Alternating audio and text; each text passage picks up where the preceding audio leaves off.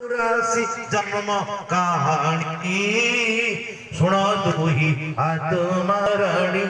अरे सुनी तू थारे फिटिब अज्ञान एटी शिवंक अमृत वाणी सुन तू ही आत्मरणी। शिव शिव अमर कथा शुणी सत्यनारायण कथा शुणी मल्ला सुख पक्षी जीवन्यास पाई जाते। आज आम सब मूर्छित हो आज हम विकारग्रस्त कहती समुद्र मंथन होता शिव ही भक्षण करते। जो समुद्र मंथन हो संसार जो मंथन चली जो विष बाहर शिव तक भक्षण कर।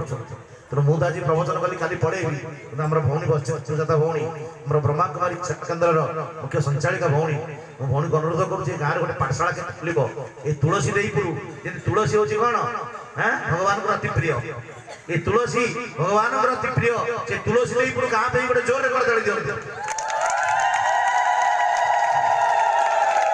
तुलसी